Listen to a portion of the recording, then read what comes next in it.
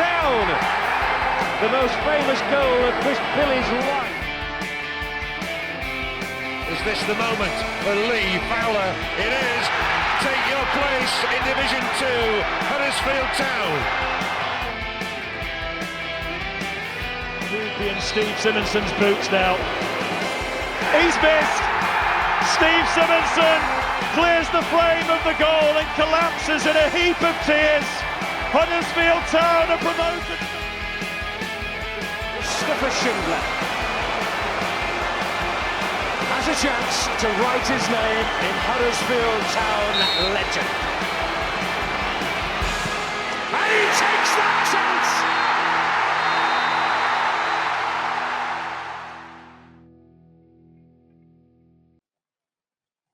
Last Christmas, I gave you my heart, but the very next day, you gave it away. And this year, to save me from tears, I'll give it to Josh Koroma.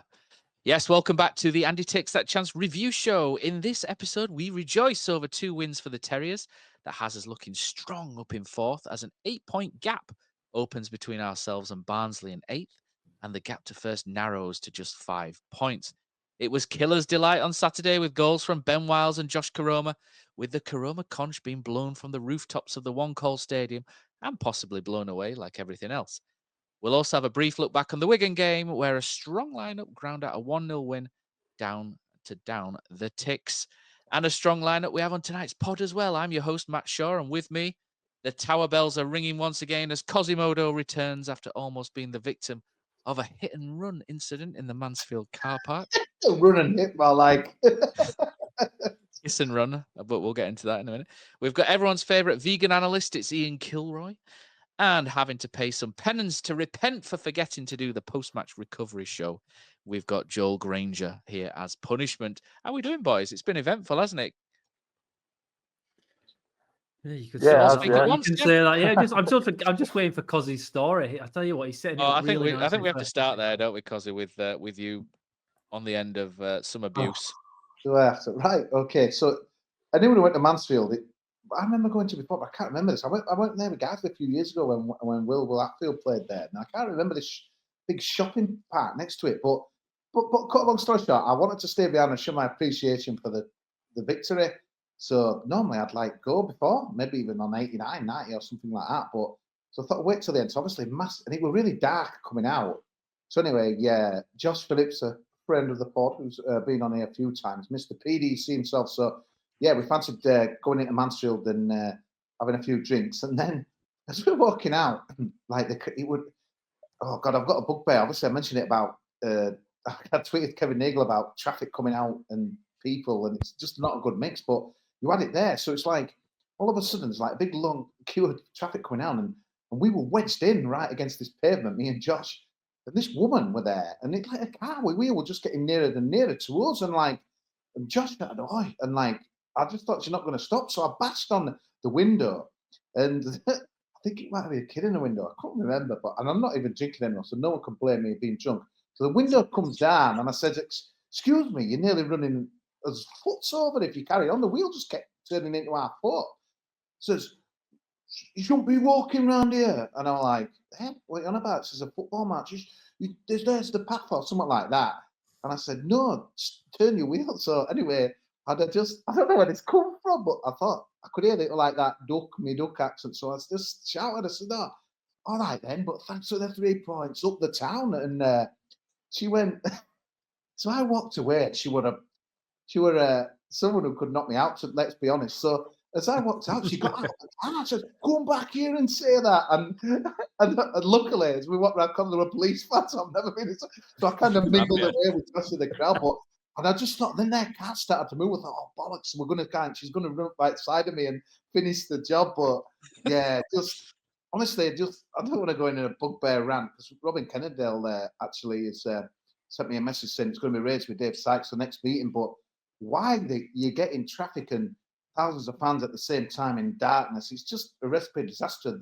But this car, to be fair, won't go in fast, but it run over our foots. But yeah, just a strange one. I'm not can keep my cool, but yeah, I don't know why I said up the town, me duck.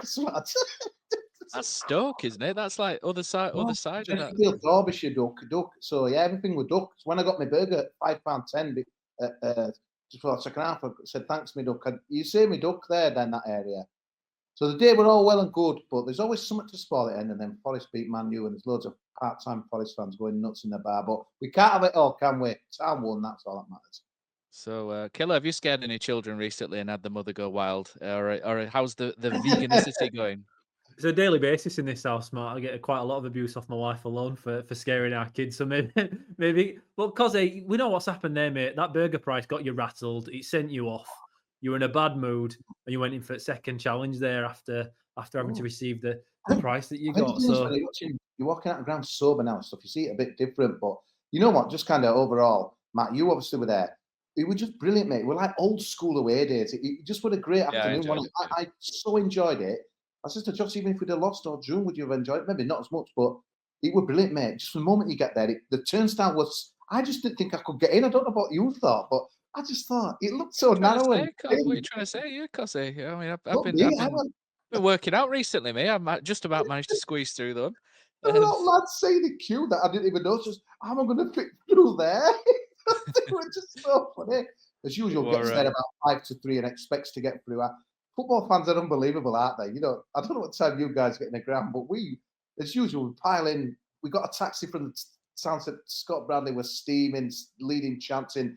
Random pubs. They were kicked out of one pub. It was one of those classic towns where just all fans weren't welcome. Everywhere where I looked, like in these ground previews, it says away fans do not go in the town centre. So lo and behold, yeah, let's meet in Mansfield town centre. There was some of the pubs were unbelievable, and this is I've got to tell this story as well. Sorry, we'll get up to game in a minute. So I went to the toilet, like massive old, having a wee, and I had this guy was shouting, "Help!" I'm like, "What's happening here?" In the cubicle, so obviously you know what's going on in there. And this landlord burst in and chucked some toilet roll over into the bomb. So he'd obviously dropped the bomb, and there was no toilet roll. So landlord just come in and chucked it over. There you go. We don't got some. Just walks out and just like wipe your ass, my duck. Yeah, fantastic. We've all done it though, haven't we? We've all got the toilet sometimes. We've not checked, and it's like balls. But yeah, this is a review show of Huddersfield Town, Mansfield Town Centre, yeah, and it's toilets, yeah.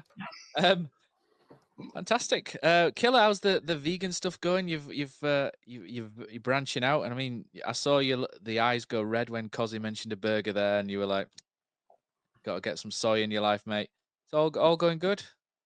Oh, do I get to promote you get my to own plug business? it, mate. Is that what this is? Yeah, you can plug your stuff. Go on. Well, as a little bit of a direction away from Kosi abusing a woman and a child in a car park in Mansfield, my wife and I created we've got our own vegan food company now. We started it about 6 months ago and it's picking up. We're doing quite well. We're doing all right. We've got our 5-star hygiene rating passed a couple of weeks ago. That was a really big moment, but some of us are just ethically superior, Matt. And when it comes to eating, that's the way we kind of got. And look at me. I'm actually 58, but look like this. That's the secret, Matt. That's the secret to being able to manage so many kids. Yeah, you're 58, but you've got a gas guzzler for all those kids that you're carrying around. But never mind. We don't talk about that hypocrisy, even, Matt. Joel, good to have you on as well. I bet loads of people have switched off already because we're just talking nonsense right from the off here. So we better get onto the game. But first, we'll have a word from our sponsors. This episode is sponsored by On Point Framing and Memorabilia. On Point Framing and Memorabilia are the preferred framing partner to Huddersfield Town AFC and the proud supplier of authentic signed town memorabilia. They have a great range of items available on the website opframing.co.uk in the HTFC collection tab. Make sure you check them out. Right, okay, so let's go Mansfield 1, Huddersfield Town 2. Killer, I'm going to start with you because Michael Duff elected to go back to 3 at the back. For me, it proved to be a really smart move, bringing back Matty Pearson, a man for all seasons, if you like. No, he's not Thomas Moore, but he's someone who can play in all kind of conditions. And someone you want to defend as well when it's so windy like that. And he came back in for Nige. I thought that was a really smart move. Big fan of Nigel Lonvike, but you don't really want him winning headers all night long, do you, in that kind of game? But you've been impressed particularly with Michael Duff's flexibility, haven't you, from changing systems?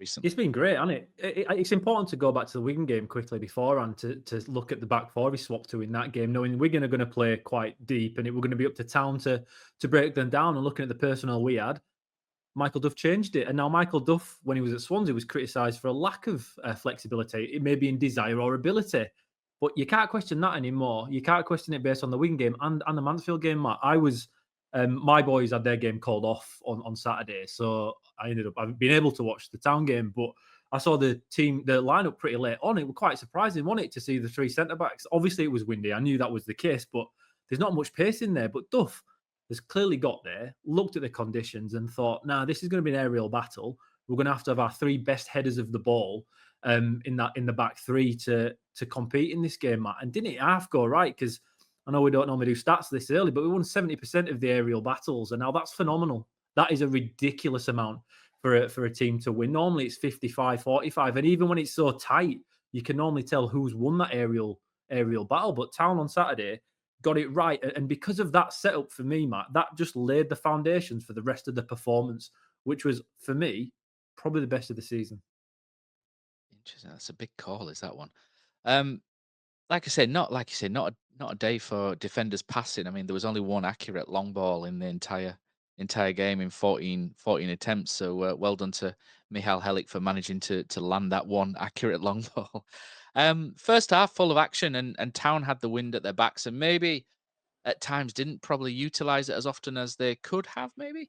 And I felt like maybe it could have had one or two more efforts from range, but we start off with a little bit under pressure, not massively, but you expect the home side to come at you and ask the first questions, don't you, when you're away from home, and that's fine. But Herbie Kane plays a quite a simple ball to Josh Koroma, and Josh Koroma absolutely burns Lucas Akins, doesn't he? He absolutely roasts him, Joel, down that flank, and I don't think I've ever seen Josh Koroma run as fast in my life. And Lucas Akins had 2 or 3 goes at trying to catch him up and had absolutely no chance. He hurtles at pace, really, just about manages to keep it in on the left, and then rolls it across. I think it's probably aimed at Marshall, isn't it, originally? But Ben Wiles reads it really well. And it's a real killer goal, is this? Because Killer absolutely adores both Koroma and Wiles, and one fed the other, and Ben Wiles finishes it really well as well. And it's unusual, Joel, for Town to be so sort of accurate from the first chance, isn't it? And take things early. Yeah, it is. I mean, we've talked about, we've had our discussions in private about how Town don't really seem to play many balls across the box, and that might be a reason why players such as Bojan and Ladapo may be struggling to find the back of the net, because that's maybe where, they might thrive. But, Koroma, as you say, puts in a great ball, probably aiming for Marshall. I think he's admitted himself in a post-match interview somewhere that it wasn't meant for Ben Wiles, but he doesn't really care who gets on the end of it, as long as someone does. And to create the chance, you're right, it was some really, really brilliant play, electric play down that left-hand side. Duff's talked about his team wanting to be, a little bit more mean, and I think Nigel Clough will probably be looking at Akins, that right back, and probably thinking he's got to deal with Koroma one way or another. If that means taking a yellow, then he's got to take it, but he didn't do that, and he was, frankly stumbling down that wing trying to catch Koroma, and Koroma came up with the end product, and as always, Ben Wiles was there to slot it away. Beautiful. Stumbling like a bald man through a car park in front of different cars coming at him, I think was Lucas Akins there, Kosi. It was a great start, wasn't it? I mean, it was good energy as well in the away end, wasn't it? That I think you were about 10 rows in front of me. I didn't notice you because you had a hat on, I think, by all accounts, and not something I'm used to seeing you wearing. But it was just such a good energy in the away end, and Town scored from what was essentially their first opportunity, and Mansfield were a little bit shell-shocked at first by that, and Town was sort of the better side. And then Mansfield sort of hit back, didn't they? And that was maybe slightly against the run of play, maybe not. It was a bit frustrating, really, wasn't it? Because right in front of us, you could see Aidan Flint, 6'5", 6'6", Yeah. and you could see Tom Lees kind of stood behind him and then in front of him, and you're sort of thinking, we've got our shortest centre back on Aidan Flint and just one defender rather than going from heads it towards Chapman. I think Chapman might think in hindsight he could have maybe dealt with that a little bit better, but it pushes it into an area where initially there wasn't a player, and then Will Evans strikes it and it hits the Mansfield defender and flips him slightly and goes in. Bit of a frustrating one, really, wasn't it? Watching that because you could kind of see it behind the stand happening before he's taken the corner, couldn't you? You could, but Michael Duff said it today, like in his press conference. Sometimes you've just got to credit the opposition for a great set piece. I think the trouble is in 2024, everyone's got the Gary Neville, Jamie Carragher, they should do this, should do that.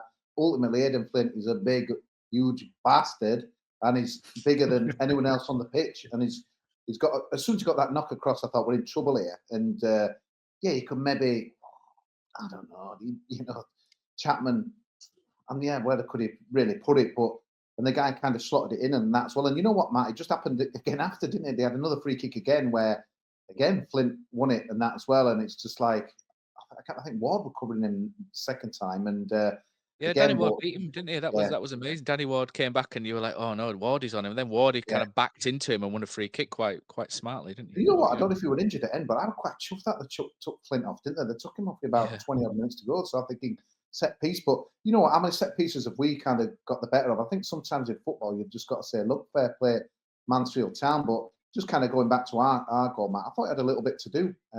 Whilst it wasn't as easy as it looked, because it kind of let it go quite far past him, or whether the ball blew past him or whatever. But yeah, it was a lovely finish. But what a weird ground, isn't it? That with that stand that there's no one's ever in. It was just odd as anything, wasn't it, with that electronic kind of bit in the corner. But look, I thought Lucas Akins were awful. I couldn't believe. I don't know how old he is now, but that, like you said, that foot race, Matt, it was unbelievable. And obviously, Karoma's, I don't know, he's 29. And I don't know, mind you, Akins might be 31. Time flies by, but I could not believe that we were just running riot down that side, Matt. And yeah, it was just, classic Town. You're thinking, you didn't see much from them come in, and then all of a sudden, yeah, it's in the back of our net. Killer. I mean, you've spoken about let's give Killer some flowers here. We've spoken, haven't we, about Danny Ward and about how if Danny Ward's fit and on form, he's probably the best striker to lead the line for Town. And he was incredibly important on Saturday. He's got 73% passing accuracy, won half of his duels in the air, which when you're up against the likes of Flint and Cargill, it's not easy to do that. It wasn't a dominating performance, but it's a huge step up from what had gone beforehand, with the others leading the line. And that ball he plays to put Town straight back is unbelievably good, isn't it? It's like he's got out the lob wedge, hasn't he, at golf, and just dinked it beautifully. And he's doing that with the wind as well. So he's got to take a lot off that ball. And the spin he puts on it is just outstanding. And I thought when I watched it, I thought the Mansfield defenders sort of failed to close Karoma down a little. It was a bit weird how he never really tried to engage him. No. But it's a brilliant finish from Karoma. You can't give him that space because he's going to stick it in that bottom corner. And it's that typical sort of the way he cuts across the ball, isn't it? And then gets the swerve into the corner. Brilliant finish. And then it's nice to see him sat on the floor happy, isn't it? Because he's had a bit of a tough run as well. Yeah, it was a great finish. And if Josh Karoma's got a chance, that's the chance you want him to get, where he's cutting in from the left-hand side onto his right and he's put it into the far corner. He finishes them 9 times out of 10. He struggles with penalties, as we know, and one-on-ones he's not entirely great with if he's centrally down the middle of the goal. But the way that fell to him was just right up Josh Karoma's street. And he, like you say there, Kosi, he ripped Lucas Akins a new hole. He really did. It was like Lucas Akins put in a performance similar to Tom Edwards at Leeds last year. It was that bad. Every single thing that Town created, or every free man in the box, with Lucas Akins not picking up. I don't actually know why they're playing him as a wing back. I don't know how long he's played as a wing back for, because to me, he looked like he'd never played that position ever before. In fact, when Marshall got injured before we scored our second goal, that's when Karoma went central. And I actually think even though Karoma scored after that, he was causing more problems when he was on that Akins side. And he actually was a little bit quieter after that, after they adjusted. But Danny Ward, Matt, like you say, for me, I think he's the best striker we've got when fit. The problem is with Danny Ward, he's not fit all the time. And then people question his hunger when he does play sometimes. I'm not entirely there with that. I think when he does play, he normally gives more than certain other strikers seem to give when they're given field time. But it's just clever, Matt. That ball he puts in for Karoma, and it's obviously he did it again in the second half, which we'll get onto later on. But it's very anti-modern football, that kind of ball, isn't it, Matt, really? That's kind of reading the conditions, looking at that Karoma. What happened was Mansfield scored to get back into it, and I still blame Lees for that. I'm sorry, because I think Lees, he just falls over. Not even touched him, and Lees is backed up, and a bit like David Seaman against Brazil in 2002, when he's kind of gone with his hand and just fallen backwards because he's too old. That's what it looked like for Lees to me, that he was just backing up. and he just can't do it anymore. But Mansfield got themselves back in the game, and straight away they kind of overpressed. And for our goal, Lees wins a header at the back. I think it goes to Ruffles, who then plays it into Koroma initially. Flint bites. So Flint gets right up Koroma, who obviously heads it back to Ward, and then he's away with a brilliant ball from Ward. And Bacchus, Matt, I think, is the guy on the left-hand side that tries to cover, tries to come over and cover. But the problem was, I think Mansfield thought they were ahead. Once you get back into games, it happens so often, doesn't it? You're equalised, and then you think, right, we're in it now, we're back at it. And as soon as they switched up and switched on a little bit and pressed a little bit further upfield, that's when Danny Ward's got the intelligence to see what's happened, playing that perfect ball to Josh Koroma, who, to be fair to him, still had a lot to do. I actually think when he first got the ball and looked up, I don't think he was wanting to shoot, but then he realised where he was, and the keeper was a little bit out of position for me, Matt. He was a little bit wide, showing a little bit too much of the goal, and he had to finish it. But to be fair, Ben Wiles was supporting Josh Koroma as well. He was also on the run. At the time, I was like, why did he? I was thinking pass. And then if he'd have missed that, I'd have been mad. And I looked again. He did look. Just watch it now. He looked across, didn't he? And then it's like, no, I'll carry on. But he's always done that, and he's just good at bending stuff in, isn't it? So back yourself, innit? I like that. Loves a good U-bend, does Josh Koroma. Be a great plumber, wouldn't he, if he wasn't a footballer? Yeah, and then I think Town. I think the feeling in the stands really was that we needed one more goal to go in. I think we were a little bit worried about the conditions, and particularly Flint after what he'd done on the equaliser. So I think the feeling in the ground was we maybe needed one more goal, and it was Mansfield who almost equalised. That time, didn't they? Where again, he was nowhere near it. Where's our keeper? He went in that. It's a great shot. It's a great strike, to be fair. It was never going. It was always the outside of the post, if you like, and going away from goal. But it was a great strike, and it was slightly worrying. And Kosi, another first half injury. Town don't love it, but Town are cursed, aren't they, with injuries? And it was Callum Marshall. We touched on it slightly because Josh Koroma had to come in from the left. Although Killer's right, initially he was very left side and doubling up, and then before he moved over. But Marshall, he actually hadn't started the game too badly. He made a couple of decent passes. Runs wise, he was obviously with the wind and everything. I don't think anyone knew where to run. But it's just you can't buy luck at the minute, can you? And it was I think it's a sternum or a bruised sternum. He ended up an update today. He's not impact. not in the squad for tomorrow. It's his chest, but it's kind of breathing issue. But I don't think he's going to be too long. Hopefully back for Lincoln. But to be honest, it's hard. Where we were, Matt, it's hard to see when it down that other end because their floodlights were crap. You could hardly see half the stuff down at the bottom end. So it would have to make out what were the issues. So honestly, and it sounds bad that you're having to like diagnose stuff, but I'd have took that kind of diagnosis rather than whether it's a muscle injury or whatever. So it's a bit of a strange one, but you know what, Martin might not be a bad thing in a strange way because he's played a lot of football and I don't know. It's not obviously injuries are never good, but we're so lucky we've got guys to come in and replace. But it's honestly, it's the first half. So you might as well do a sweepstake. Who's going to be tomorrow going off? Yeah, God. So that was it. 2-1 half time, and Town, as it would transpire, would have enough going to the second half. And the second half, and as Michael Duff said after the game, the conditions seemed to get a little worse. It got darker, it got rainier, it got windier, and Mansfield, we all thought would really just throw balls into the box, and they did to a point, but we actually dealt with them relatively well. I mean, Mikhail Helik took a yellow, didn't he, at the end of the first half as well, which was probably a smarter move than what Akins did. Akins is 35, by the way, Kosi. No wonder he got burned. He's 35 now. 35? Yeah, we're all getting I didn't realise he was getting that old.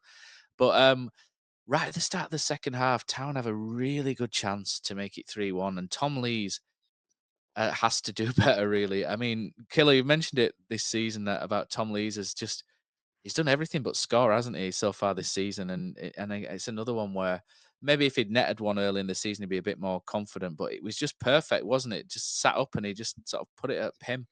And Joel, you put a tweet out about Town's chance creation, and it's updated slightly after the weekend in terms of numbers. So Town have created the most big chances in the entire division. It's now 49. According to FootMob, Town have created big chances this season, more than anyone else in the league.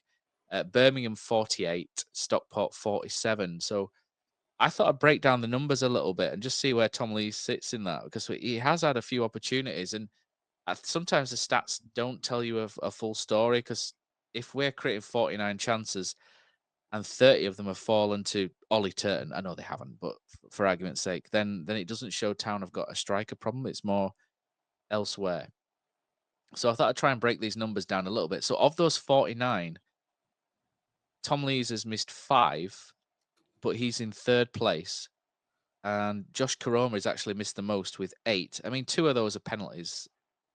So that kind of brings him back in. The surprising one was Bojan Radulovic with 6. I can barely remember him having a decent chance at all. And I looked at this, and his XG is only 2.55 despite 6. So it was really sort of surprising to see him high up there. And I think there was a ball that came across in the second half when he came on against Mansfield, which zipped across, and he barely got a touch on it. That somehow was down as a big chance as well. Boyan 6, Tom Lee's 5, Ben Wiles 4, and Marshall 4. So you can see that of those 49 immediately with Karoma's 8, Boyan's 6, and Marshall's 10, that's 20. So, you're looking at, and then you add in Healy and whatnot before. So half of them are actually Town strikers. So you can see that, I mean, any idiot could have seen this beforehand anyway, that the majority of these big chances are falling, or more than half are falling to the strikers. And Town are 3rd with XG. I know people aren't always big believers in XG, and that's fine. But Town are 3rd behind Wickham and Stockport in terms of the most XG this season. And Stockport and Wickham are actually outperforming their XG. Town are level. We should apparently have 28, and we've scored 28. Whereas Wickham are massively outperforming, and Wrexham are also hugely outperforming theirs as well. According to individual game XG, Town should actually have won 14 league games this season. So and if that was the case, we'd be topped by 2 points. So you can see why people are now pushing Joel for that new striker or 2 in January. And what was quite surprising was that Mikel Miller as well had created 29 chances this season, which is a huge amount. He's creating over 2 per game. And Ben Wiles has created 31, and he was the man that put that free kick in for Tom Lees as well. So you can see with the numbers that we've just crunched very, very crudely there, that essentially Town need a striker, Joel. Yeah, I think it's easy to kind of get carried away when you look at the big chances missed number. I think, as you say, Tom Lees has missed 5, was it? And there's a fair few chances. Like, I think there was one game where Pearson scored. I can't remember who we were playing, maybe Exeter, where he scored and then he cannoned another header off the crossbar about 2 minutes later. I think quite a lot of our big chances do probably come from set piece scenarios, which is also maybe why Mikel Miller's been credited with creating quite a few of them. But in general, you're right. Our strikers are, again, not converting enough chances.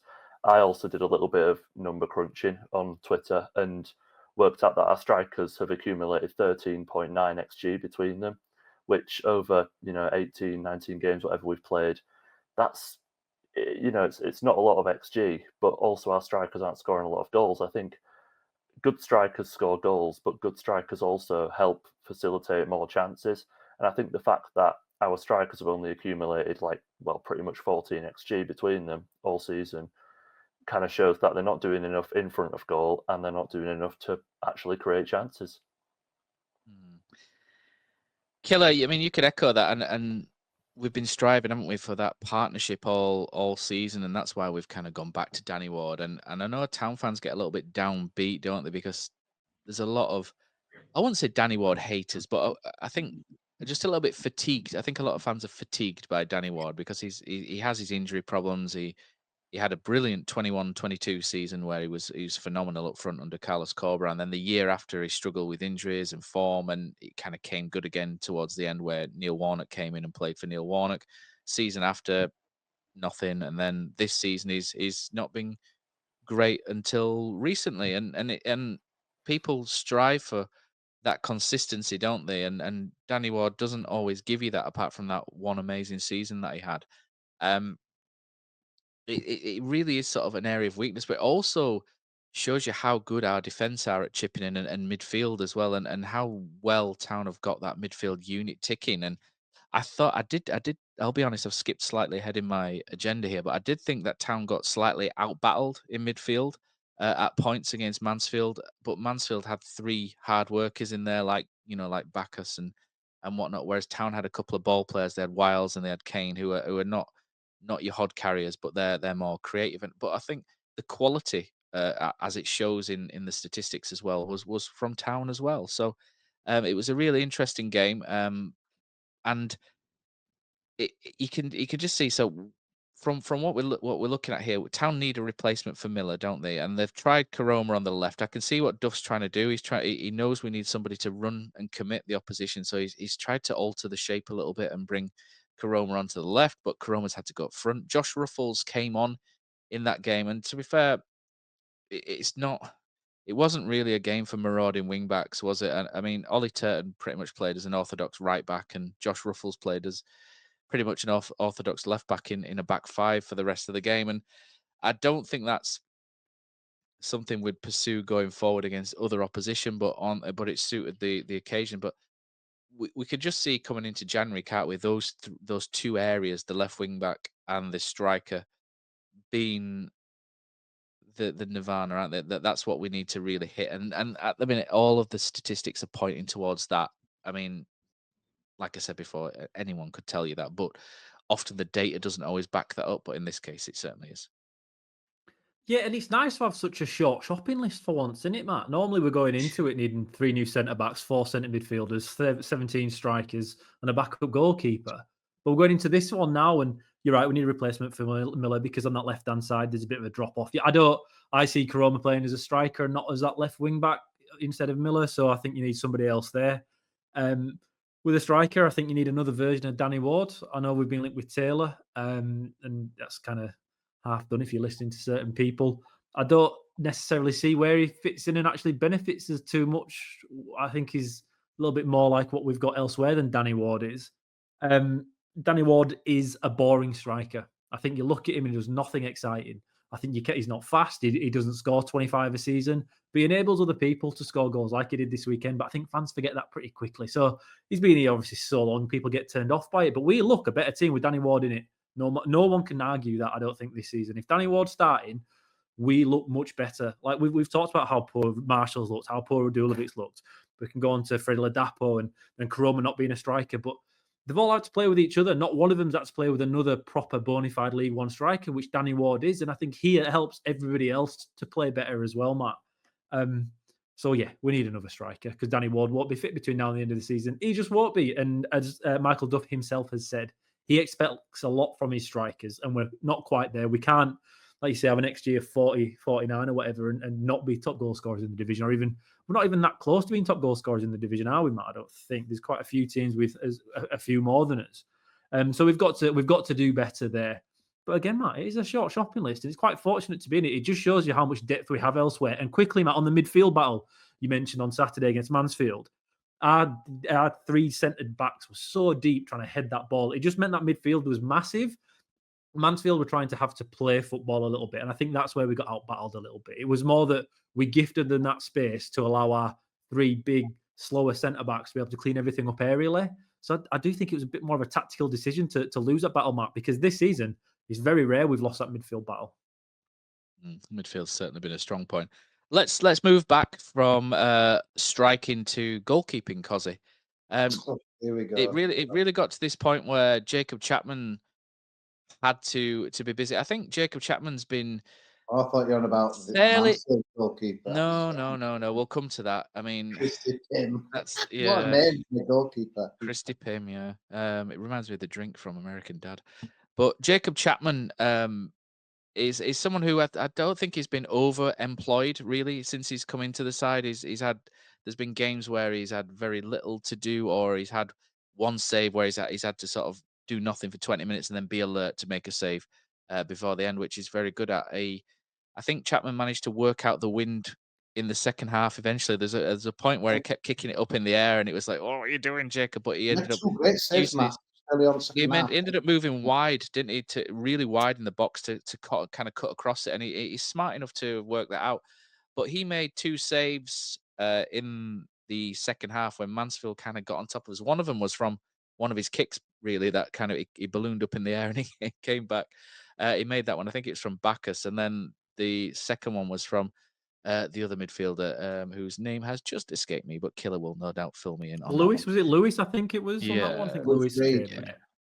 Yeah. Sorry. But yeah, he made those 2 saves, and they were key, weren't they? Because at this point, Town needed to be resolute and strong, and Jacob Chapman didn't let us down, did he, Cos? No, he didn't. He's been great, mate. And obviously, the debate is, how long's Nichols away? Nichols is still number one, mate. And at half time, remember, we swapped a few messages, man. It was quite funny. It's almost like Chapman had read the messages for the second half. He did them, made some really good saves. But it's amazing, isn't it? I mean, with Maxwell, we all thought automatically would be the man for the job. And the Australian has barged him out of the way, and he's pretty much the number 2 now on that as well. And I think it's quite amazing, really. Things start, I don't want to say fall into players because it's like jinxes, but this seemed to be a real problem issue. Obviously, when we heard the news that Nichols was out, I remember our internal communications channel, the emojis, the soul, and we needn't have worried. He's been absolutely fantastic, man. Nice little interview after the game as well, and hell on earth the conditions for keepers, isn't it, on Saturday? But it's great. It's reassuring. He's done such a solid job. How good can he be? Who knows? But honestly, it's been absolutely amazing. So Nichols can take his time getting back to full fitness. But for me, he'd walk back in. But I don't think it's a debate, really. I think Duff always calls the club number 1. So I think he's going to come back in. But it's nice to know that he's come back. Last year it was the game against Middlesbrough, wasn't it, when he was the keeper? When it was funny when we were abusing our ex-friend from Leeds, and then he went and scored, didn't he, off that rebound? Shithouse. Yeah, but to be fair, he showed a little bit what he could do there. But I think the difference is, Matt, that Ryan Schofield had I think Championship and League One's such a huge difference. I've been absolutely shocked how different it has been, in quality. I did tell you, mate. I did tell you at the start of the season, and you wouldn't have it. You did, mate, but I was really stunned. But to be fair, I think teams are trying to I noticed some of them corners, Matt, that I don't know if it was just on purpose, but they were kind of float. Obviously, it worked, didn't it, with that one with Flint headed it back, but I noticed them kind of looping over him. And part of me wonders if Clough had kind of seen how Chapman's been and kind of done that. So it's clear teams are trying to target him a little bit, but he's coming up with the answers, mate. And he's great. Love him. And some really important saves on Saturday. What a game it was, though, Matt. Obviously, you didn't kind of feel it, I don't think, but I walked in there thinking it's going to be dull as anything. You've got a 3-sided ground, pretty much, wind, rain. But I thought I thought Mansfield were really, really good. I was kind of surprised how many people were kind of writing them off because they're on this run. From what I did at Bolton the other night, mate, they were the better side. They should have won and would have won if they hadn't have had a red card. But I like Nigel Clough, mate. His interview after were brilliant. He's a proper football guy. And his team played really good football. But, I think they'll come again, Mansfield. I'm not saying they'll get in the playoffs, but I can see why Birmingham didn't win there. They just felt such a massive win, did that. And going back to Chapman, mate, he's really good. But I think, he's been a bit coy on Nichols, isn't he? His Duff. So I just don't know. Is it next year when they come back? It'd be interesting to know. But vital saves, mate. And without them, part of me wonders, it would a weird game to call, but if they get to 2-2, they had the momentum maybe. But we walked away with a win. Joel, what would you say? Because I think you've been quite pro Chapman, haven't you? If I'm not misreading Twitter, what would you do then? If I think this is what everybody's saying at the minute, that would you put Lee Nichols back in, or would you keep Jacob Chapman where he is? I think Kosi's right. I think Nichols is clearly the number 1 at the club, and for me, he walks right back in when he's ready to. But I don't think there's any rush to get him back between the sticks because Chapman has really shown himself to be very capable. I think on the ball especially, he reassures me a hell of a lot. When we're sort of passing it around the back, he always looks very, very comfortable. Those nice little dinked balls out to the wide centre half, he does that really, really well. My main concerns with him really are probably shot stopping and his ability to command his area on set pieces and, back post crosses and whatever. I think Nichols is very far ahead of him in that department, so he's probably still got a bit of work to do in situations like that. He's not the tallest keeper, so that probably doesn't help him in that sense. But, on the ball, he's brilliant, and I think he's certainly shown that he's the number 2. I don't think there's any doubt for me now. Matt, there was just one thing that were quickly that I thought weird. He got booked in the first half, just at the end, about 43 minutes for pissing about. And then he was doing exactly the same again. So why didn't referee just send him off? Why? It just makes me laugh, all this. It's all a load of bollocks, isn't it? So I've never seen a player get sent off twice for a goalkeeper twice for no, time but it's wasted. just like I'm the ref. I'm thinking, well, hang on a minute, I've done this for that, and then he's doing it again. But yeah, no, it just like it just seems a farce. You don't ever, like you say, see him get 2 yellows for the same. But to me, it was just weird. I mean, I think he would have done if he'd have pushed it a bit more, but I think he just about. I think the thing with Chapman is he learns very quickly. I think, and I think Duff said it was inexperience how he got booked at the end of the first half, but I think he knew where the barrier was or the boundary was second half, and I think he kind of pushed that pretty well. And well, let's get on he's to such a good kid as well, isn't he? Let's get down the other end of the pitch, mate. Mr. C. Pim. Come on, let's talk. Hang on. Killer, well, I'll get Killer's opinion first. We'll round it up. Killer, what would you do? Would you? I mean, I'm surprised because I think a lot of people have been saying, and I listen to Radio Leeds, and they're all saying, keep Jacob Chapman in the net. He's earned the shirt, etc. Are you Nichols back in as well very quickly, or? I don't think Nichols has been too great the last 18 months, to be honest. And I think Chapman's come in. He's kept 5 clean sheets in 10 now, I think, is it? Is that what it was? 5 in 9 before this weekend, I think. So it must be 5 in 10 now or something like that. The defence looks good. Like I talk about with midfields, you don't really sometimes sit there and think, oh, do you know what? This is an amazing midfield. But you're quietly winning games and you're not giving pressure away or giving chances away. When Chapman's in goal, he doesn't seem to have much to do, and our defence don't make that many mistakes. So to me, there's an undertone there that the defenders like him.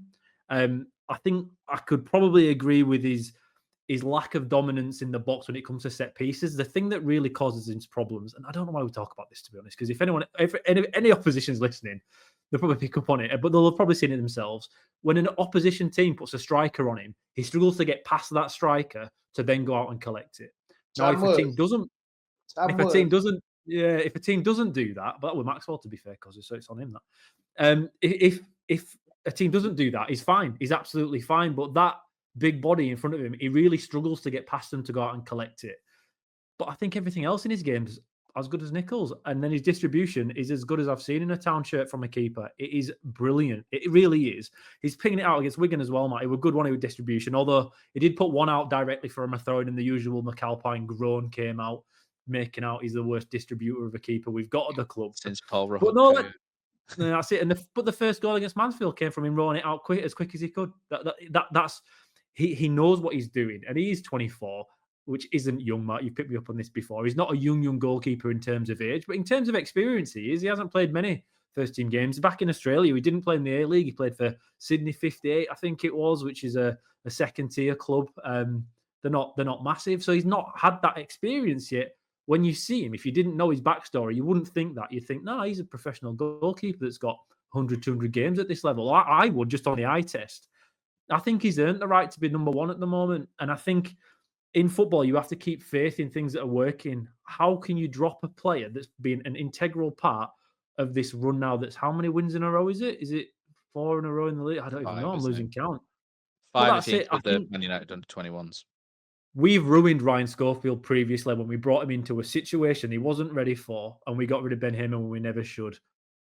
To me, Jacob Chapman's earned the right to keep it for the moment. And when you've won so many games, what faith does it show that we have in him if we then take him out of it as soon as Nichols come back, especially considering Nichols' form up until when he got injured? So for me, I would keep Chapman in. Just with a tight leash, and if anything goes wrong, then obviously it's the time to change. But he's earned that right, and for me, he deserves it. I've been trying to figure out how to say something about Jacob Chapman and it not come across really badly. And for me, Lee Nichols goes straight back in without any question. And I understand what you're saying, Killer, but for me, I know Lee Nichols hasn't hit the heights of what he did in 21-22. And Jacob Chapman's distribution is far superior to any other keeper we've had since maybe Alex Smithy. Then again, Lossell was quite good, actually, to be fair. I worry a little bit about Town fans' reaction to players sometimes, and maybe I shouldn't, but 12 months ago, roll back 12 months ago, and Chris Maxwell was been lauded by Town fans for basically saving a number of shots which were straight at him, and then Town fans completely overhyped him. And then when he had a bad game, they went for him. And I'm just slightly worried at the minute with Jake Chapman that he's getting overhyped at the minute by a lot of Town fans, and that when he has a dip, they'll go for him again, and I just don't want that to happen. And it's not a reason to drop him. He seems pretty strong mentally. He's such a nice interview as well, isn't he? He's such a humble, decent kid. But for me, he doesn't save anything whereby I think, wow, he shouldn't have saved that. Whereas Nichols does. Nichols commands a 6-yard box, and it will come with experience. But do you want him to learn that whilst you're trying to go for second place and there's other teams in it? I'm not sure. For me, if Nichols is 100%, he goes back in. But Jacob Chapman gets a massive pat on the back with a well done, and you are now number 2 instead of Chris Maxwell for me. But I just worry a little bit about the reaction, what the reaction would be if he has a dip, because I've seen this 100 times with Town fans before, especially with academy players, how they jump on them really badly if they have a little dip. And I'm hoping that it doesn't happen. But if it does, hopefully. Yeah, at least he didn't go out charging towards opposition strikers and like try to. You've been dying to get to this, haven't you, Kosi? You made about 5 hints already. Get it. Oh, let's have it then, Kosi. Let's have this. Matt, GBH. I don't drink anymore, mate. I didn't need a replay to see it. It was unbelievable. It was incredible. I'm a bit older than others, so I just remember Schumacher, Argentina. Like it just reminded me of that. It was unbelievable, and I just don't understand why. I can't get over the lines. The assistant referee. Yeah, he was the worst. I had a really great view from it, and he came flying out. Okay, the conditions, etc., etc. But his foot was about that far. You know, it was about 6 inches over the ball on Karoma's shin. It was a disgrace of a challenge, and he's absolutely snapped him in half. It is the clearest red card you could ever see.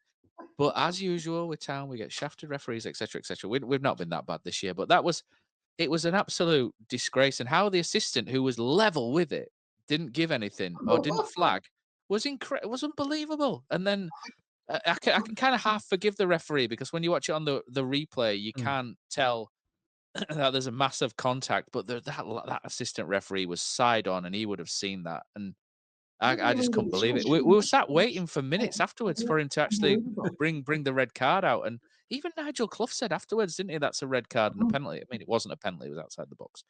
But it was such a bad challenge. It was Jesus Christ, man. I shouldn't say that. I apologise for blasphemy. No more to be said, mate. I just can't. I couldn't. Me and my mate. 2 red cards. It were 2 red cards in once, right? He's at his last man, so he's taking him out. And he's dangerous place. Even if it's not the keeper and that happens middle of the field, it's a red card anyway. He's gone well over the ball. Reckless. Yeah. He's gone straight through Karoma. And now I've watched this replay about 100 times trying to work out what the linesman's seen. And the only thing I can think of is he thinks the keeper's kicked it onto Karoma and then it goes out, right? However, it would still have been a red card for the ridiculously high challenge with his studs up. I have absolutely no idea. And honestly, again, it's not hyperbolic reactionism. I think that's the worst decision I can remember in a Town game. Honestly, I really do. I see where the ref is and where the liner is and how clear it is and with the conditions and where the ball bounced. There was no... Karoma went straight down. He did nearly try and get up a little bit to get the ball again, I think, but then did an extra roll. That was the old... Sorry, next to Jim Worthington at that under-18 game on Friday morning, and I think he might want to take issue with you on that comment there. Oh, after he got sent off for shooting. I mean, do you remember Trevor Parks with Andy Booth as well? Yeah. He sent Pavel Abbott and Andy Booth off. He sent Andy Booth off for complaining. It was unbelievable. How open with the game. I couldn't think of anything more polar opposite to the Wigan game. Credit to Nigel Clough, mate. I've grown to really like him, mate. He was a clever footballer. His teams are great to watch, and they have a go. They're really positive. And his interview after were ace, mate. So positive, no salt. Just like saying we're playing a good side, but we give it everything. I thought they deserved a draw, to be honest. But the openness of the game, it were brilliant. Yeah, the quality, maybe not, but the conditions. I loved it, mate. It was wild. It was totally opposite to that Wigan game, which were like chess, weren't they? They were garbage, mate. Just sat back and just bored everyone to death. They didn't deserve anything out of the game. I completely disagree with that. I enjoyed the Wigan game more than I did the Mansfield one. I thought the Mansfield one was just chaos, a complete mess. I didn't really enjoy it, to be honest. I know you did, and it was more of a throwback. You, Pozza, and Neil enjoyed it. It was more of a throwback, wasn't it, to sort of chaotic, older style football. But I I like control, mate. I'm a bit of a control freak when it comes to football, so I like controlling a game, and it didn't have that, so I was a little bit panicky. But I understand where you're coming from. Um, but yeah, the end of that game was Oh, a chaos. little bit ropey, was it, with Tom Lees? We'd sort of I think Mansfield were pretty much spent, weren't they? And Yeah. then Tom Lees gets. I think that's probably a slice of luck, isn't it? Really, Joel. Yeah. I mean, he's. I think he's just tired because it's a hard game, isn't it? You're against the wind and you're heading balls all day and chasing all day, and he just sort of overstretched, but he just managed to get enough on it, to his credit, didn't he? To sort of, I think he saw what was happening and he just managed to get enough on it to to get it just over Chapman onto the bar, and thankfully Michael Hellick was pretty swift actually at jumping in and clearing that, to his credit. But I think we'll let Lees off with that one, Joel, because it was just just a crazy day. Yeah, I mean, it was going nowhere, was it? It was going absolutely nowhere. I mean, I don't know, swept up by Chapman or out for a goal kick. And as you say, it's a very, very tired attempt at a clearance, and the wind's blowing in the direction the ball's going, which is sort of probably carrying it further than he might have expected it to, and he's just flung himself at it, hasn't he? And I was, watching on my laptop, and it was, head in hands. I just gasped, could not believe it. I was expecting to see the net ripple, but bounced off the crossbar. And honestly, thank God for that, because that would have been some way to drop a couple of points, that's for sure. Hellick's reaction at the end was brilliant. You know what, Matt? It would have such a great win. It felt so different to anything this season did that. And while I still don't think it's this statement win we've talked about before, I walked out of there, apart from getting run over and what have you, but it felt so different. It felt like we're getting things together. The unity in the stands felt different. I don't know if it was just the way it was one of those games where I thought they deserved a draw. People argued differently, but they didn't get a draw. We won it, and it just felt so. It just felt a big moment. Watch us lose at Lincoln now on Saturday, but I don't know. This felt really different. Did this because I thought we'd beaten a good side there. I know people said they won lost 5 in a row, or whatever, and stuff, but they should have had 10 points out of 12. Speaking to some of their fans in the pub after, so people who went every week. So for me, we bet a good side there. Probably didn't deserve it in crap conditions. We had sell out away end, and just throw that at it. It just felt. I'm not saying this is it. We're going to go on and get second, but for the first time for a long time, I've just felt something's happening here, mate. Yeah, I enjoyed it, and there was. We'll talk very briefly about. We'll come to that in a second, but I think the last thing I've got here really is it was quite good. The away end was really good, Kosi, I thought, and it was really good to see a contrast with the reaction to Freddie Ladapo as well. When he came on, there was no sneering, no jeering, no shitty reaction like there was against Wigan, which I thought was really, really shit, More to folk be were honest. drunk, I think, mate. Yeah. Yeah, but I mean, they got behind him, they supported him, and sang his name, and it wasn't and it was more in a supportive way than it was against Wigan, which I really didn't like. I know Killer didn't like either.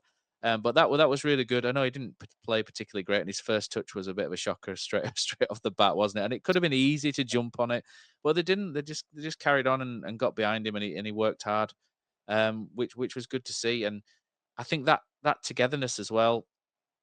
At the end, it was great. Michael Duff's trying to build something, isn't he? And it's almost like he's trying to build this single-handedly, brick by brick. And he came over at the end, didn't he? And he was dragging them, not dragging, but he was making the players come over and take your moments. Yeah, and it was good. He mentioned that after the game. It was almost like the players were a bit shy in doing it, or because we've won a lot of games, but I don't know. It was just he was like, "Come on, lads, you've get over there." And I've got total cramp, by the way, in both legs. But just it was really weird. It was really weird. They were just encouraging everyone over, and some of them were a bit shy. Obviously, Oggie's not shy to celebrate, but some of the other guys weren't. And it was almost like that. Finally, a moment we were all on the same page. And even Duff himself, he don't get carried away with anything, which is really a smart thing about him and that as well. And even he were I don't know. It was almost like the start of something good. I thought like we were all on the same page, fans and players, and please just carry on doing that as well, because like you said, from that Ladapo carry on Tuesday to his name being sung to seeing the win to the celebrations after. I don't know, it just felt so good and different. I'm just hoping memories aren't short against Lincoln. Say they take the lead. Let's just keep this going. And it's the culture thing is a fascinating thing, isn't it? We could talk all day, but it just felt a big moment. Did that after?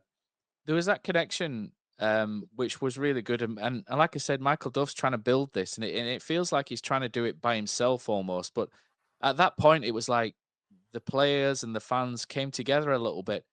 And that was really good in the ground, but sort of off the ground online, there's still a lot of people sort of going, yeah, whatever. We didn't really enjoy it. It was, and still being a little bit harder to win round.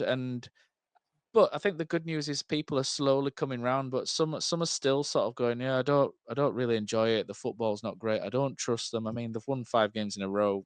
At some point, it has to turn for you. And it's like I say, it's been a tough 5-6 years anyway, hasn't it? And I think the drudgery of the past is still sort of really entrenched with some people, and some people are finding it more difficult to let their emotions go to get on board with it, and I get that. And some people are easier to get swept away, which is fine. Everybody's different. But the people that were there really had that connection, whereas some maybe at home were just still a little bit harder to win round. But that was really interesting. But the good thing is, it's starting to turn, Joel. It's starting to turn. Yeah, it is, and as you say, I think I've done both this season. I've watched games from home and I've been to and away games, and I think you feel it a bit more when you're there. Like that Crawley game, for example, I made the trek to Crawley, and on the day it wasn't like an ideal result, but it kind of still felt like it had it was a good point. We'd gone down, we'd fought back for a draw, we were the better team, probably deserved to win, and it in the ground it kind of felt, we should have won, but you'll take a point. And then you look online and it's like we've just lost to Tamworth again. So I think it is, every fan's different, aren't they? Every fan behaves differently online. I certainly fall into the category of getting swept away a bit too easily, but some people just love to complain no matter what. And I think Kevin's probably finding out that the hard way. I think even now he's still telling people on Twitter that they need to be trying to be more positive. Kevin's been enough people telling him about how to sort the roads out in Leeds Road on Twitter. Unfortunately, he's got that going on. But yeah, definitely. But it is. Where do you fit, Killer, as well with Joel? Because Joel's quite positive in his outlook.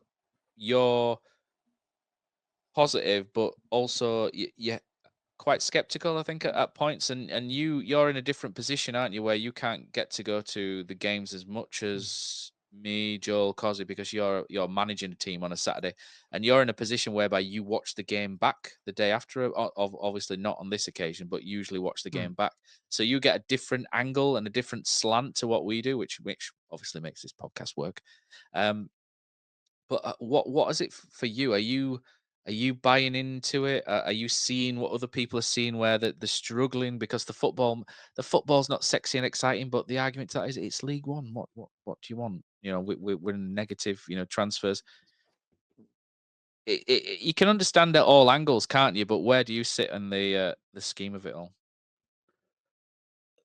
I think I enjoy watching games back afterwards, and I try to not keep up with live updates. I try not look at Twitter after games. If I can't watch it live, I try and stay away from as much as possible, and then watch it myself afterwards. And I think that does give somebody such a different perspective of the game. Even when you're in the ground every game, you get carried away with people around you. It's no one's fault. It just naturally happens. It's quite hard to stay impartial. I'm not saying I'm perfectly impartial. I'm not. I'm a Town fan, so of course I'm biased. But when I look at it, I think my experience as a football coach, I've done it now for 15 years, also gives me a little bit more of a different perspective than other people. And where Town are right now, I think it's really good and looking really good. Why I referred to, Kosi, the Mansfield game being the best win of the season is because I can see this team, or I reckon this team's getting a bit of belief in themselves, and that we've gone 1-0 up. The conditions were awful. We've had games where the players visibly don't want to be there, haven't shown up. They've had a little bit of adversity thrown at them, and that's what we spoke about on this podcast all last season.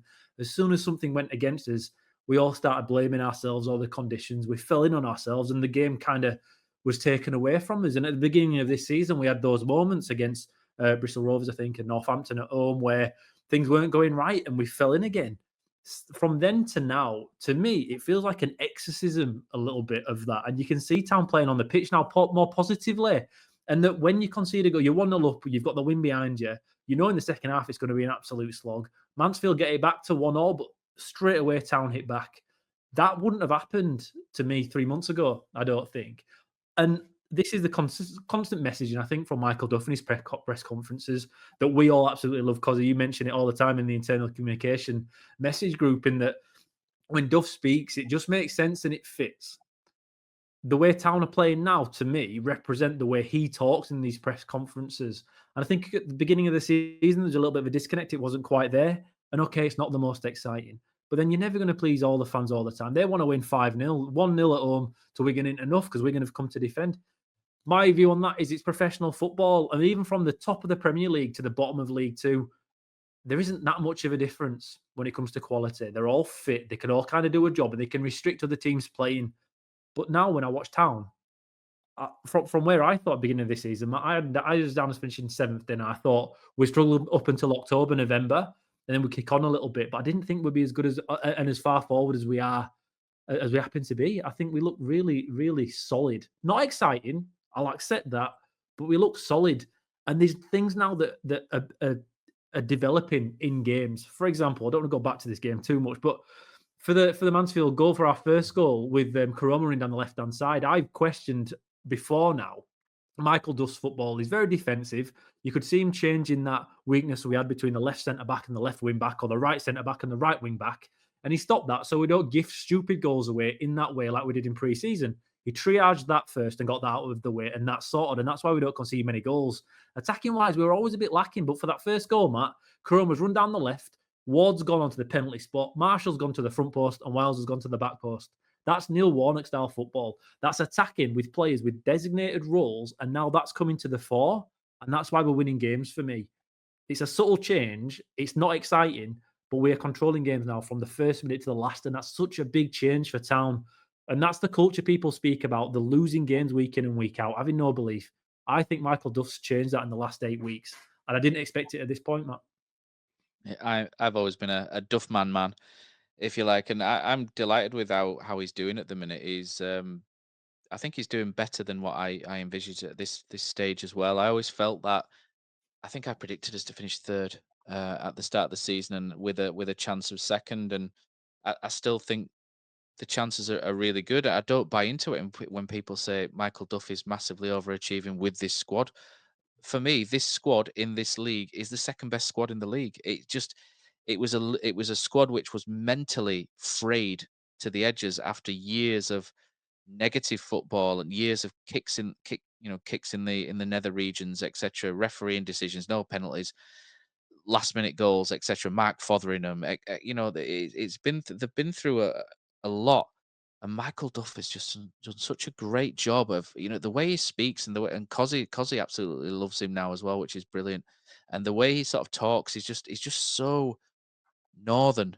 I know his ex-RAF or his dad, I think, was ex-army or RAF, and he's moved around, so he's not technically northern, but he's spent so long at Burnley, so long in Manchester and Barnsley, etc., that it feels like he knows and understands what people want and what people expect, in this sort of neck of the woods.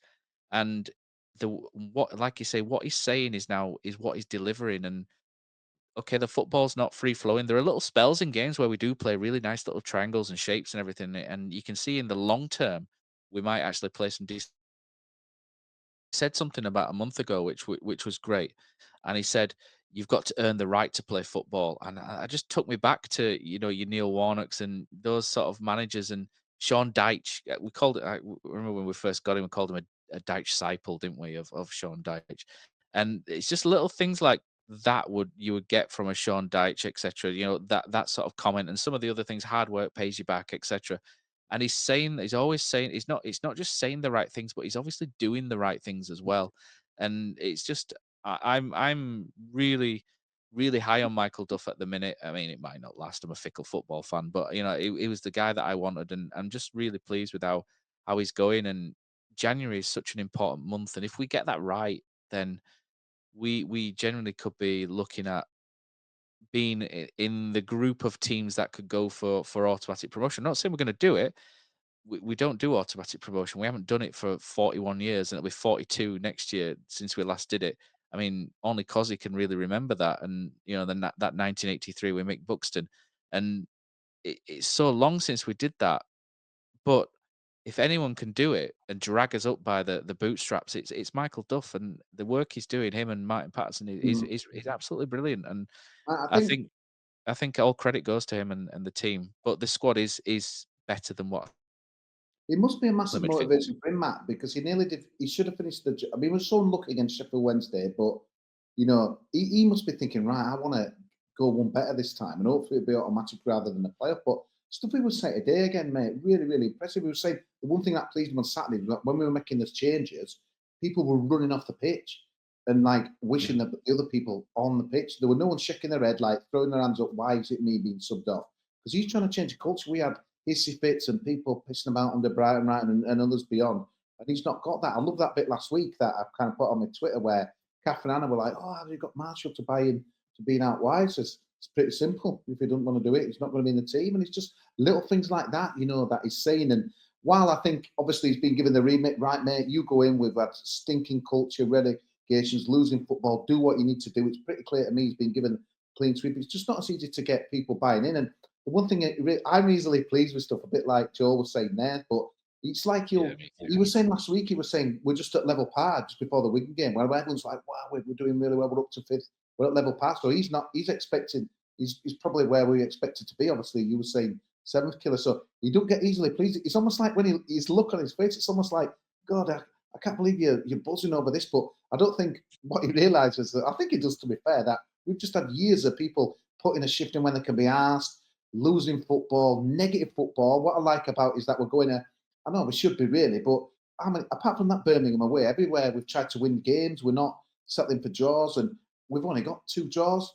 So it says it all. And yeah, we should be doing like that. But it's easier said than done sometimes where, on Saturday it might have been simple, Matt, to like, let's get a point out of Mansfield. We've got a win against Wigan, but no, and everything like it says, it does make sense in that as well. And I just don't, mate, the defeat's incoming. This is football, and it might be Saturday. Lincoln might beat us. So I just hope we don't get radio leads. Oh, why didn't do this, that, and the other? We've got to stick with the guy. And I just think if the people off the pitch can get it right, which is a big if, we know in Cartwright's track record, with hopefully with striking a left-sided player.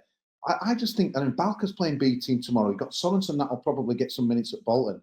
That's suspense. There's going to be folk. I mean, look at Longwick sub on Saturday. Probably fair enough with the conditions, but Jesus Christ, you're going to have players. You're going to have 3 or 4 players there when everyone's getting fit, and it sounds like they are for what you said today. It's going to be a nice problem to have, but I didn't want him, Matt. I've got to be honest in that when we got Darren Moore, I thought Darren Moore would be better. Apologies, everyone, but yeah, it just feels good. But you listen to these press conferences, he says what's going to happen, and it does happen, but we don't see what goes on in that kind of culture. And honestly, what a fantastic job he's doing as we head towards Christmas. It's such exciting times and for Town, and it's hard to believe Tamworth. It feels like months ago, mate, and he won. He were on in a few weeks, probably about a month ago. But they were saying today, is that a watershed moment? But again, I love it. He don't commit. He don't say, yeah, that was the turning point. But he didn't say it. Just like he said, and he kept saying it again today. That will always be held against us. It'll be a long, long time since people forgive us for that. I love that, mate. So it's like he doesn't say like, oh, we won at Mansfield and we've beaten Wigan, so now everything's. It's like he knows. He's brilliant, mate. I love the guy. That's what I mean by it could be northern kind of thing. Do you know the way he talks and stuff? Yeah, brilliant, mate. So yeah, let's long may it continue. Tomorrow will be interesting, that Bolton game, won't it? Because I just don't. You want to keep that run going, but yeah, it's he'll have a plan, mate. It'll be interesting to see what he lines up with tomorrow. Let's talk about the Wigan game very briefly. I know Jay and Joel did a post-match recovery on it. If you do catch the post-match recovery, don't be shy, get involved. It's the whole point is to get your feedback for the boys. So if you do listen to it, make sure you something and spark the conversation because But not from Portugal on 1G when you can't hear anyone. Yeah, maybe not. Maybe not that. The Wigan game, we mentioned it slightly earlier. I don't think we need to go into too much depth. Killer, me and you sat together, and I think because we're a couple of hipster nerds, we kind of enjoyed the game in a lot of ways, didn't we? Because we could see the different patterns on the pitch. Wigan, how they dropped it. They had the false nine, didn't they? Dropped in, and then they kept the two players high and wide. And it causes a lot of problems on the day. I thought Wigan were very smart in how they went about things. And they were very sort of, there were a lot of shades of how maybe David Wagner played at certain points, with the striker dropping in and playing wide and pressing in certain wide areas and stuff. And I thought Sean Maloney he's doing a good job at Wigan. It didn't do a great job of taking his coat off and hanging it up correctly, did he, at that point in the second half? But I thought they were pretty good for my money. I think they'd come off a back of a decent little run as well. Starting to jump up the league. They were just lacking, weren't they? Cutting edge Wigan up front. I thought the two wide players they were bright, but on the ball they weren't particularly good. And Tello Asgard was good, wasn't he? We quite liked him. We loved the goalkeeper, didn't we, for Wigan? He played really well, didn't he? He mopped everything up, and his kicking was really good. But they were an interesting outfit, weren't they? And Town were just good at keeping them at arm's length, weren't they? Not letting them hurt them. And then we were saying, weren't we? It's going to be someone really bizarre who's going to score. It's going to be another unlikely source again. And up pops Mr. Turton. And I think you have to be made of stone, don't you, to not enjoy Ollie Turton getting the winner and everybody sort of cheering him back in the changing rooms. He's a nice guy. He's not a world beater in terms of skill, and he's going to get down the outside or anything like that. But he played at right back, didn't he? Which is his favourite position.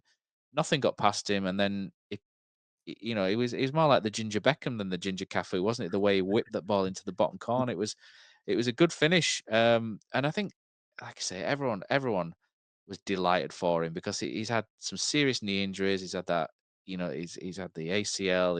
And then he had something else, didn't he? And he's had a couple of years which have been absolutely horrible. And people remember the other Wigan game where Bilokovic came on for Vatslik. I think people remember that for the video, didn't they, before the game where Thomas Vatslik was walking and he looked injured before the game had even started.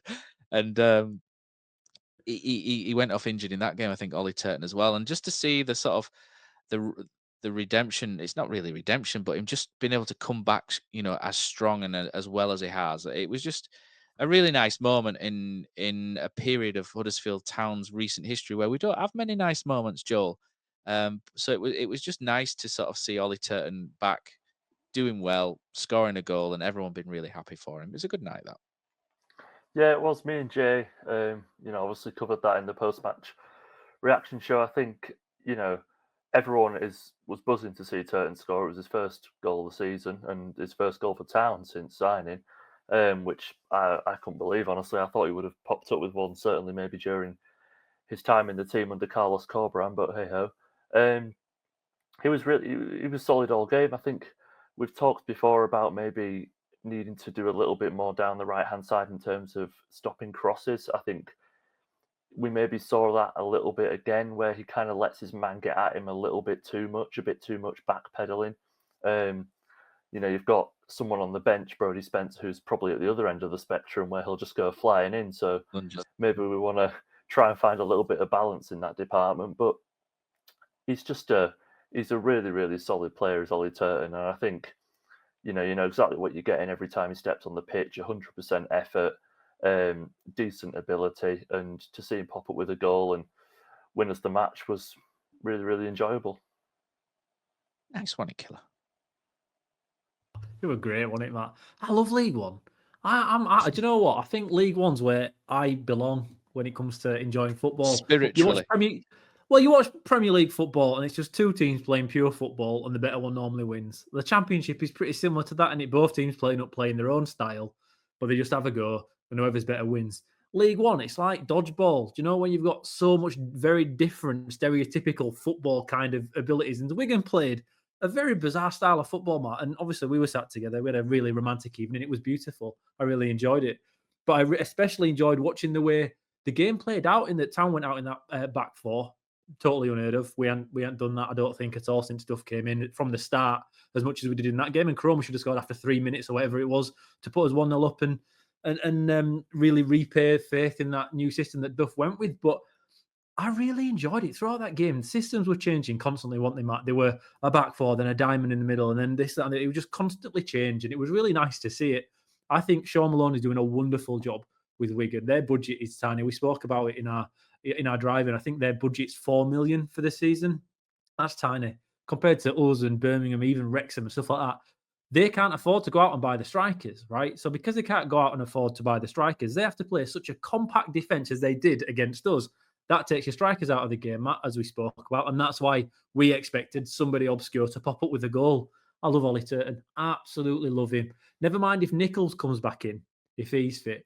Does Sorensen get back in? If he's fit, because for me, I love NFL. I know nobody else seems to like it, but I love NFL. And cornerbacks defend wide receivers. And what you call a cornerback when they stop them doing anything is a shutdown corner. For me, Ollie Turton going forward is not great.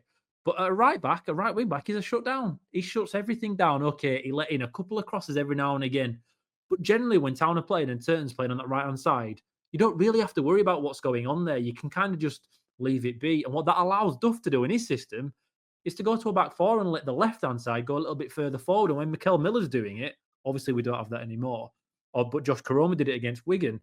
It just allows you to play a little bit more fluid, a few more overloads here, there, and everywhere, and be a little bit more unpredictable and hard to defend. And for a team like Town against a team like Wigan that defends so compact and structurally, it really helps us, Matt. I love Elliott. And honestly, I'd have him in now until the end of the season. I know everybody loves Sorensen. I know everybody loves how he attacks, but defensively, I think he's very, very suspect. We know Brodie Spencer's issues, but for Turner to get that goal, like you said, and to see everybody celebrate with him, what it was as WWE would say, Matt. What a moment! What a moment that was. It was a nice one and fitting to win that game. You know what? I can't believe we're praising Sean Maloney. They lost to Torrey on Saturday. He's got 15 goals all season. They came with no ambition. Bollocks, mate. If that's football, I don't want to see any of it, mate. I get the budgets, mate, but it's very Spanish, I thought, in style. Oh, man. Learned from Roberto Martinez and all that. I thought it was 0-0 written all over it. Probably everyone else did, didn't there? And then, like you say, G Cafu. But it's, it's the early days. The Wigan kind of FA Cup. It's kind of, I know a guy who's got a season card there. It's just like you say, the budget is just gone. But they love him there. They obviously played for him and stuff. So I don't think his job's under pressure. But I had to smile when I see him lose at home to Leighton Orient, who were absolute gash against us. So I don't know. I'm not into horses anymore. But if you're doing a form guide, you know, to lose at home to Orient after being as Orient. Yeah, strange. Maybe it's a mentality thing because they were on. I think they won most of the previous 4 going into the game against us, and then we beat them, and they've fallen apart against Leighton Orient. And that's one thing that Town have been really good at lately is the mental side of things. And you know, when you've got players and players buying in and experienced players like Matty Pearson and Hoggy and what have you buying into what you're doing, it's so key, isn't it, to carry that message out. And I thought Hoggy was a good sub, by the way, on Saturday. I thought he came on and added a layer of calmness to that. But yeah, Wigan, I don't think we really need to go into too much because Jay and Joel covered the vast majority. So you're doing the driving on the League game is going to be fascinating because it's a bit like Palace and Brighton. There's a bit of hatred there for a lot of weird reasons, and that Sorensen. One way, though, isn't it? Just one way. I think they'll bring a decent following. It'll be a good game that Saturday. I hope people are going to come rather than not go Christmas shopping and stuff because there'll be a bit of needle and they're good. So that'll be a good game, good test Saturday. I'm looking forward to that already. Yeah, they're just a little bit out of form at the minute, Lincoln, and I'm usually a bit more worried about teams like that than the ones that are in form. It's just one of those because you always think at some point it's going to turn, and then that kind of, and it's always Charity FC, isn't it, who rock up and help people out, Huddersfield Town. But we've talked about the whole mentality side of things now. That's improved massively recently, so hopefully we can stay on the horse. Tomorrow night we've got Bolton in the at the Tough Sheet Stadium, the wonderfully Tough Sheet Stadium, in the Football League Trophy, which has changed name to Virtu Trophy halfway through. Apparently, it's the parent company of Bristol Street Motors, so it's not that weird. Is anyone bothered yet about this? I mean, I think people are starting to get a little bit more bothered as it's going on. I've seen people.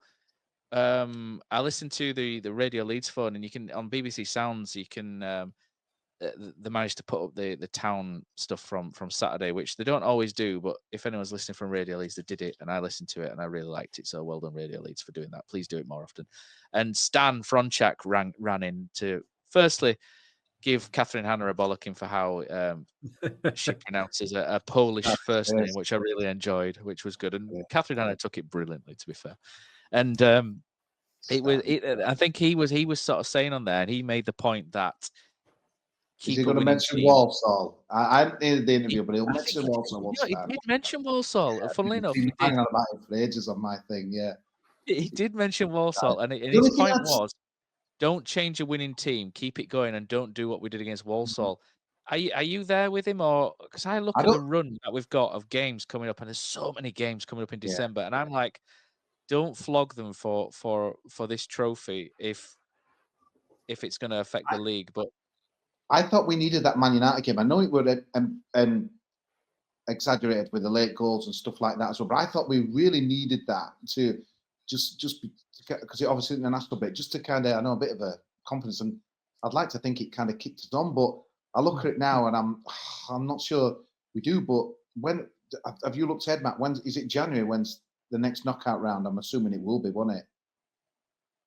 Don't know. I'm in that not really overly fussed kind of category at the minute, but you know what, it's more for match fitness for me at the moment. I suppose, mate, like we're saying, we're getting players back, and hopefully it never works out for us, don't we? Someone else will probably go injured tomorrow first half, but yeah, I've just kind of fast forwarded it on. You know, you're getting your players back and that as well, and all of a sudden we could have a kind of almost like a strong B team that maybe could carry us through in that. So while I won't, and he won't risk anyone that shouldn't be risked, and he's kind of saying as much today, to be honest with you. But I just think with who's coming back, it could be vital minutes, confidence. But then you're wondering in January. I just wonder. I mean, it was like playing with 9 men, wasn't it? Later on on Saturday when Bojan and Ladapo, although I thought it were a bit better, to be fair. But I just wonder if there's going to be a few outgoings in January. I think there might have to be, to be honest with you. So to me, it's tempered. If I could look in a crystal ball to think, right, they're going to move 4 or 5 out or whatever, fringe players or whatever on loan or out or whatever, then.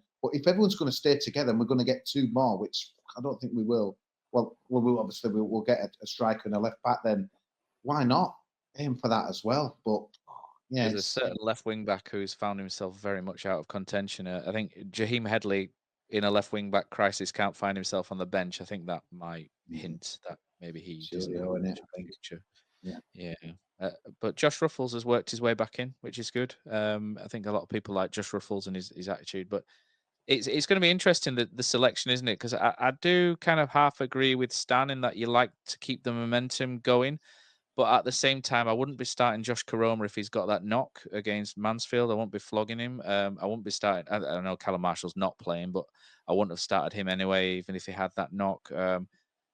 Bojan and Freddie could be an option, but do they deserve it? Again, that's another question you can argue after the last few games that they don't really deserve it too much. I mean, Bojan's had more chance than Freddie, hasn't he, to be fair, and Freddie does work hard when he comes on.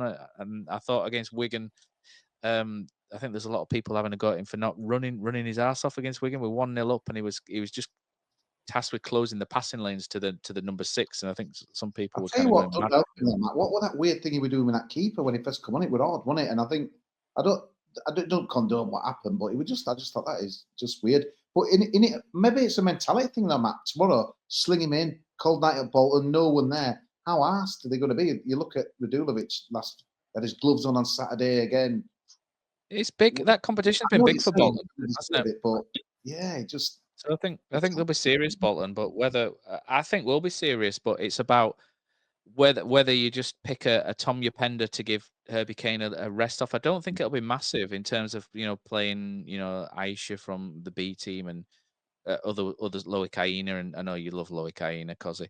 I don't think people like that are going to be bringing in. Aina was at the Man United game on Saturday. Didn't go to the Town game, which I thought was odd. But he's so I don't think it's going to be. Yeah, I don't think it's going to be to that level, but I imagine there'll be a couple of changes. Maybe Tom Yapenda's one that might come back in, and I don't know where Anthony Evans is at the minute. I think he's still injured, isn't he? But it's players like that that are just on the fringe, on the bench that you would kind of look at. I don't know if there's anyone else, Joe, whether we would put Maxwell in for the minutes or not. But you probably won't. I can't imagine there'll be more than 2 or 3 changes, Joe. No, I mean, I think I might be reading a bit too much into this. It's not always the case, but Danny Ward did the press conference today, so I'd assume he's starting. Players usually start if they do the press conference, so there's one of your 11. Someone didn't, this season. Who was it who did the press conference? Then he didn't get picked. I'm gonna have to look at that. Couldn't tell Someone you, did it but at some point this season, yeah, and then they didn't get picked, which I found was different. yeah, I probably Looking- chuck Ladapo in. I think, a lot's been made about Ladapo. We've covered that enough. But for me, he deserves a shot from the start. If he can score a goal, then you never know what it might do for his confidence. I'd probably look to rest as much of that midfield three as we realistically can without weakening the team too much.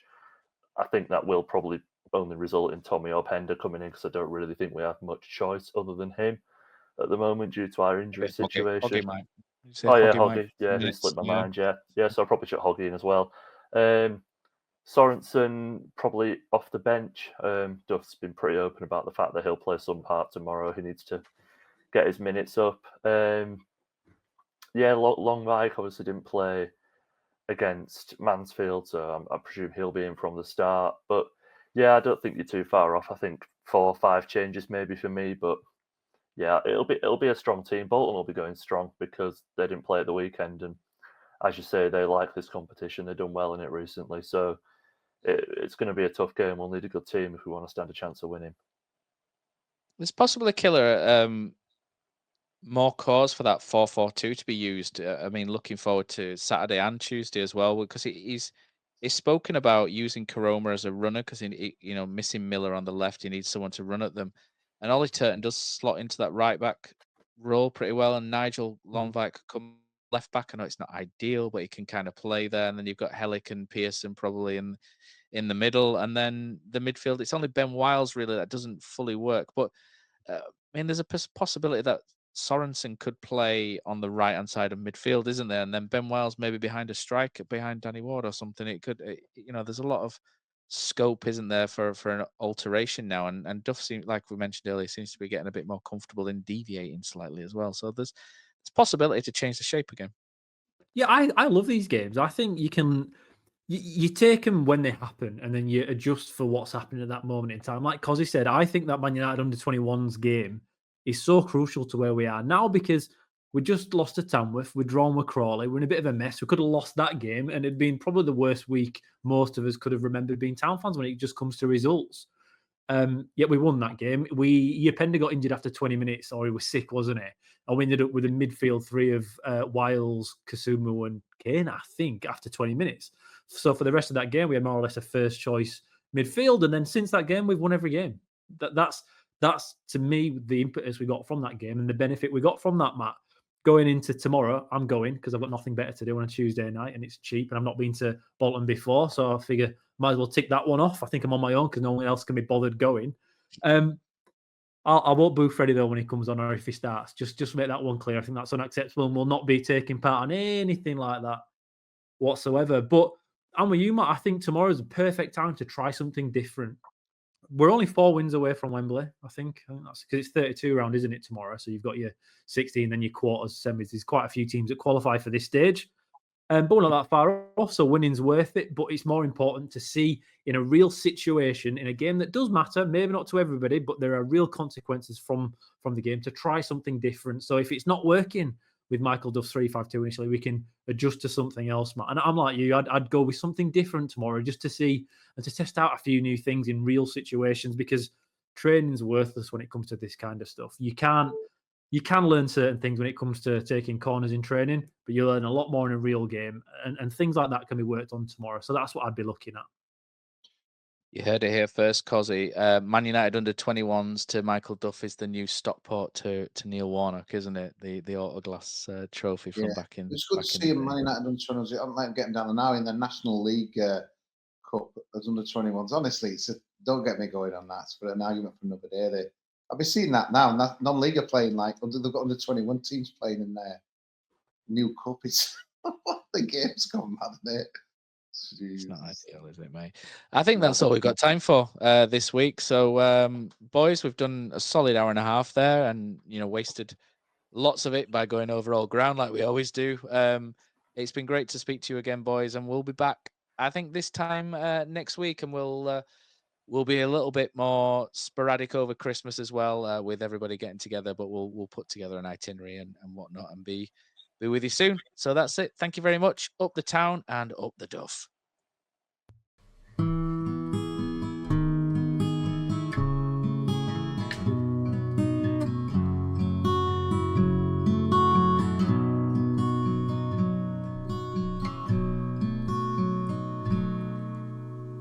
There's a team that is dear to its followers.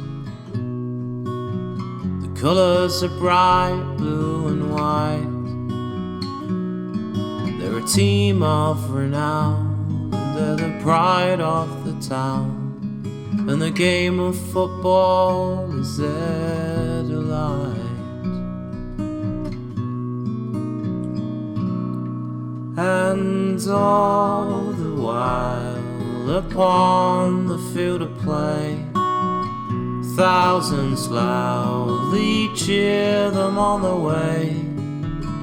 Often you can hear them say, who can beat the town today? And then the bells will ring so merrily, and every goal shall be a memory.